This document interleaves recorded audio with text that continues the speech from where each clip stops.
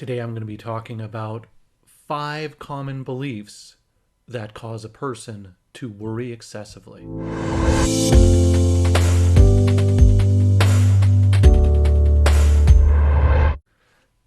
Hi everyone. Today what I'm going to be talking about is the 5 common beliefs about worry that tend to promote and cause a person to worry excessively. But before I get into that, just a couple of disclaimers. I am a registered psychologist in British Columbia, Canada, and this video is for informational purposes only. It is not intended as a replacement or substitute for advice from your doctor or mental health professional. Now, with those two things out of the way, let's start talking about worry beliefs. So far in our series on worry, I've talked about a model of worry, our basic engine of worry. We spent a lot of time talking about intolerance of uncertainty and the role that intolerance of uncertainty plays in terms of maintaining excessive worry, acting as the fuel that drives the worry engine. So today we're going to be talking about another factor that perpetuates excessive worry, and that relates to this notion of beliefs about the usefulness of worry. One of the things that we know about people who tend to worry a lot is that they tend to hold beliefs that the worry is actually serving some benefit for them. So when I first bring this up with a lot of my clients, what they tend to do is kind of look at me a little bit odd and say, hold on a second. I recognize that my worry is causing me a lot of problems. And now you're telling me that I have some underlying beliefs that worry is actually serving me some benefit, or that I think it's doing something good for me. So the way I like to sort of introduce this concept of beliefs about the usefulness of worry is to use an example. And the example is that I change the oil in my car every 5,000 kilometers.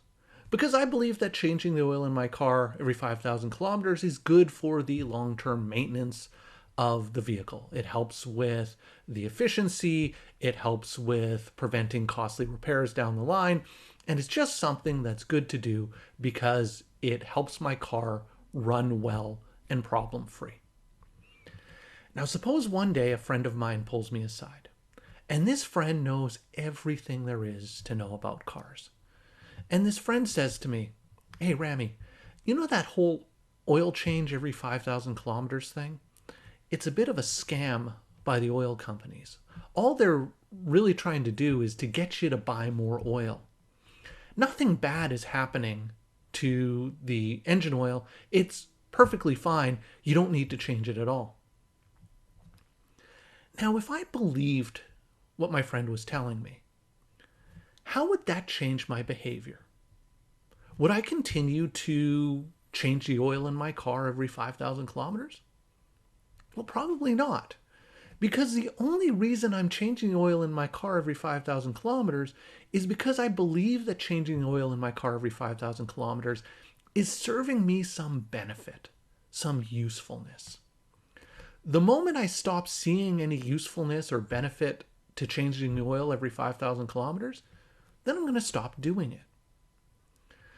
So now, relating this to excessive worry, what we know is that for people who tend to worry a lot, they tend to hold beliefs that worry is actually serving some benefit, some usefulness for them.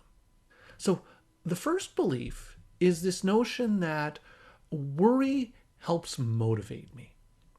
The idea that when I'm worrying about something, it's activating me to go and do something about it. It's activating me to engage rather than just being really relaxed about it. And if I'm not worrying about it, I'm not really going to be all that motivated to do anything, to engage in an activity, to try and change the situation at all. So the notion here is that worry in and of itself acts as a motivator to be that sort of that spark under me or that kick in the pants that I need to get going and do something.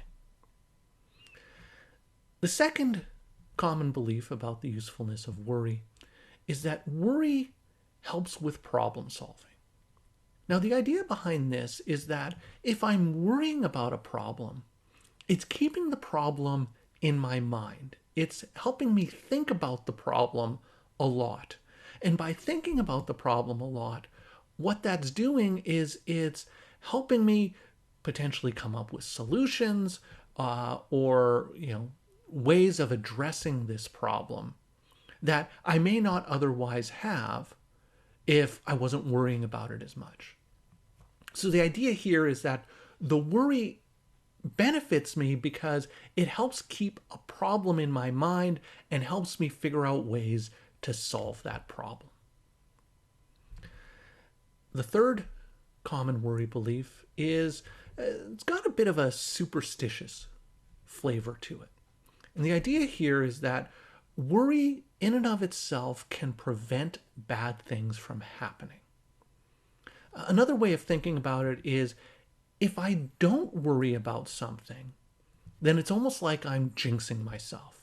It's almost like if I don't worry about this presentation that I'm going to give, then that will be the time and that will be the presentation that things go really badly. It's almost like the universe is giving me a smack on the backside for not worrying enough or not being concerned enough about this presentation. So the notion here is that worry in and of itself can prevent bad things from happening. Related to this, but just a little bit differently, is this notion that worry can protect me from future negative emotions.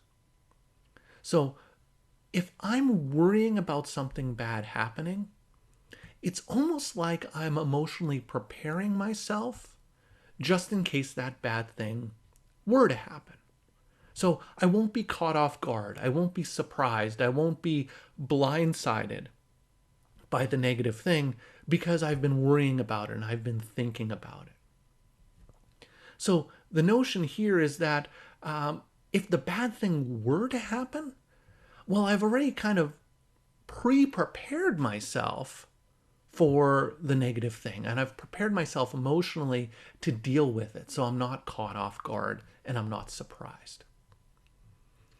And the final worry belief is this notion that worry represents a positive personality characteristic. Essentially, what kind of person would I be if I didn't worry about my children? What kind of person would I be if I didn't worry about my relationship? What kind of person would I be if I didn't worry about my performance at work? It's almost like worry acts as this measure of how much I care, how conscientious, how responsible I am. So by worrying, it demonstrates that I care about these things, that I'm responsible, that I'm conscientious. And so that's actually a really good thing. It demonstrates a really positive aspect or really positive aspects of my personality. So if you think about these 5 worry beliefs, if worry actually did serve to motivate me, help me solve problems, prevented bad things from happening, protected me from future negative emotions, and demonstrated a positive personality characteristic, well, then that would seem to be something that I should be doing. Of course I should be worrying if it actually served all of these purposes. But as you can probably guess, worry doesn't actually do any of these 5 things. And I'll explain why it doesn't in the next video. But you may now raise the question of, okay, well, so what? What do I do with this information? You've told me about 5 worry beliefs that promote anxiety and promote worry. So what? What can I do with this information? Well, the first thing to do is to use these worry beliefs and notice them when you catch yourself worrying. The idea here is that for a lot of people, this concept of part of the reason why I worry excessively is because I think that the worry is doing something positive for me. This is a bit of a foreign concept. People often, when I work with my clients, they've never thought about any potential benefits that they may have perceived that worry is giving them. And so the first step is to just be aware of which of these worry beliefs actually play a role in my worry. Now, there may be some of these worry beliefs that you're sort of that we're talking about that right away you're saying, no, that doesn't apply to me. I don't believe that at all. It's not so much whether or not you believe the worry belief to be 100% true all the time, but it's more like you want to ask yourself the question, am I behaving as if I believe this worry belief to be true? And so for a week or two, spend some time paying attention to what it is that you're worrying about.